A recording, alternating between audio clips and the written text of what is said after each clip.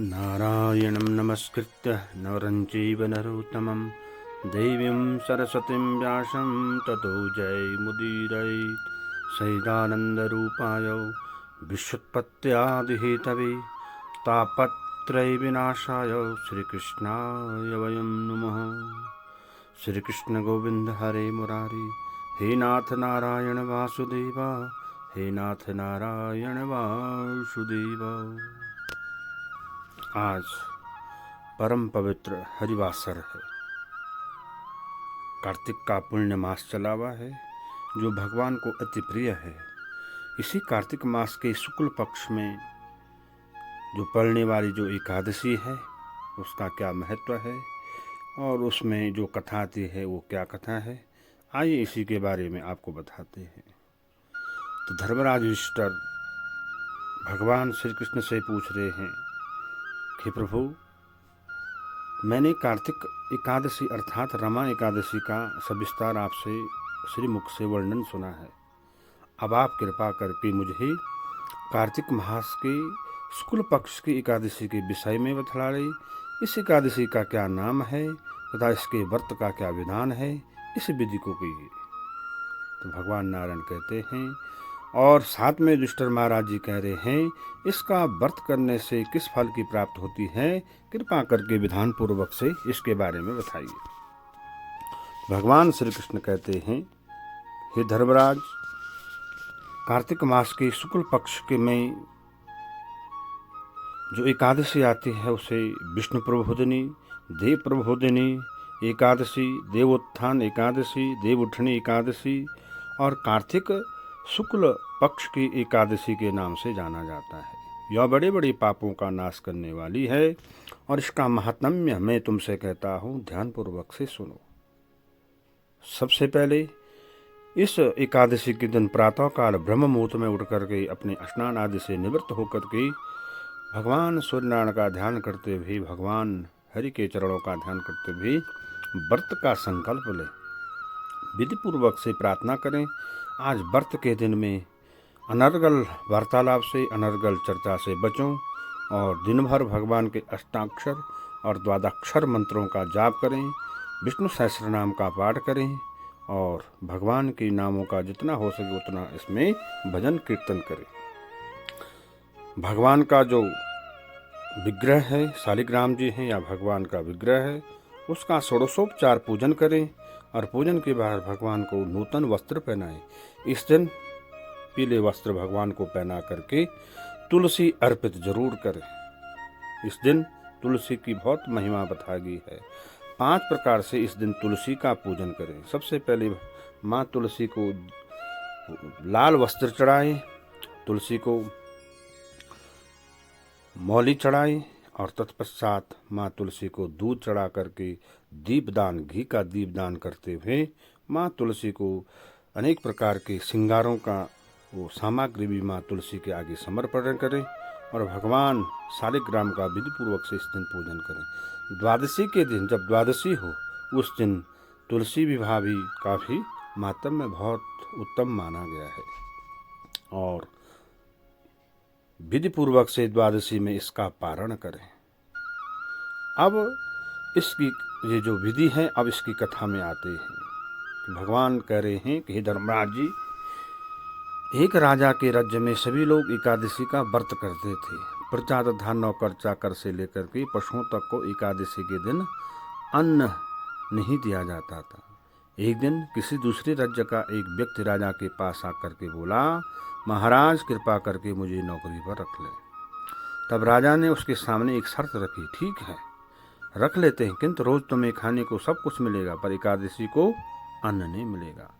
उस व्यक्ति ने उस समय हाँ कर ली, पर एकादशी के दिन जब उसे फलाहार का सामना दिया गया तो वह राजा के सामने जाकर के गिड़गिड़ाने लगा, महाराज इससे मेरा पेट नहीं भरेगा, मैं तो भूखा मर जाऊंगा, मुझे अन्न दे दो। राजा ने उसे शर्त की बात याद दिलाई पर वह अन्न छोड़ने को तैयार नहीं हुआ। तब राजा ने उसे आटा दाल चावल आदि दे करके कहा कि तुम मेरे जो राज्य के बाहर जाओ, नदी के पास जाकर के स्नान करके भोजन पकाना और वो भोजन जब बन जाए तो भगवान को बुलाना, आओ भगवान भोग तैयार है। उसके बुलाने पर पीताम्बर धारण किए भगवान चतुर्भुज रूप में वहाँ पे आ गए और प्रेम से उसके साथ भोजन करने लगे। भोजन आदि करके भगवान अंतर्धान हो गए, तब वो अपने काम पर चले गया। 15 दिन बाद फिर एकादशी आई तो राजा से कहने लगा, मुझे दुगना सामान दे दो, मैं तो भूखा रह जाऊंगा। राजा ने कारण पूछा तो बताए कि हमारे साथ भगवान भी खाते हैं, इसलिए हम दोनों के लिए ये सामान पूरा नहीं होता। यह सुनकर राजा को बड़ा आश्चर्य हुआ। मैं तो इतना व्रत रखता हूँ, पूजा करता हूँ, पर भगवान ने मुझे कभी दर्शन नहीं दिए। राजा की बात सुनकर के वो बोला, महाराज यदि विश्वास न हो तो चार साथ चल करके दे।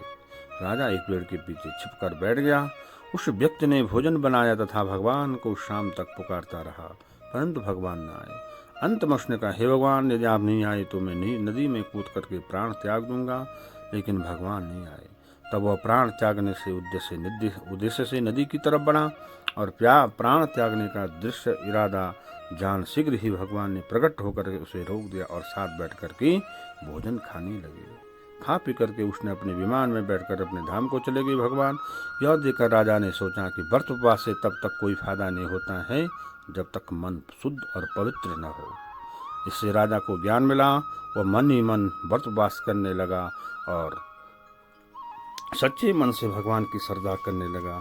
इससे राजा को उस एकादशी का फल प्राप्त हुआ। इस एकादशी में जो कार्तिक शुक्ल पक्ष की देव उठनी एकादशी है, इसमें चातुर्मास्य व्रत भी संपन्न हो जाते हैं, जो देवशयनी एकादशी से प्रारंभ होते हैं 4 मास में।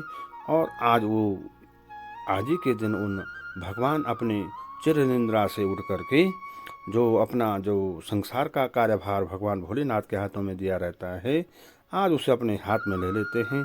आज से शुभ कार्य प्रारंभ होने शुरू हो जाते हैं। गृह प्रवेश, मुंडन संस्कार, विवाह संस्कार आदि कार्य ये प्रारंभ हो जाते हैं। तो आज का बड़ा ही महत्व है। भगवान जो 4 महीने की जो योग निद्रा से जागते हैं, इसी के साथ सृष्टि का संचालन अपने हाथ में ले लेते हैं। और इस एकादशी के दिन जैसे ही चातुर्मास खत्म होता है, सनातन धर्म में अनेक प्रकार के शुभ कार्य प्रारंभ हो जाते हैं। एक और महात्म्य है इस एकादशी में। इस दिन भगवान श्री कृष्ण ने भीष्म पितामह के पास पांडवों को भेजा था और पांडवों से राजधर्म, गृह धर्म आदि जो कार्य थे, ज्ञान की बातें थी, वो भीष्म पितामह से सुनने की इच्छा प्रकट की। तो 5 पांडवों ने एकादशी से लेकर के कार्तिक पूर्णिमा तक इस उपदेश को सुना था कि कैसे कौन सा कार्य कब करना चाहिए, क्या धर्म है हमारा, राजधर्म क्या है, और गृहस्थ के जो कार्य हैं किस विधि से करने चाहिए, हमारा जो नियम है वो कैसा होना चाहिए भगवान के प्रति, वो सारा भीष्म पितामह ने 5 दिनों तक सुनाया था।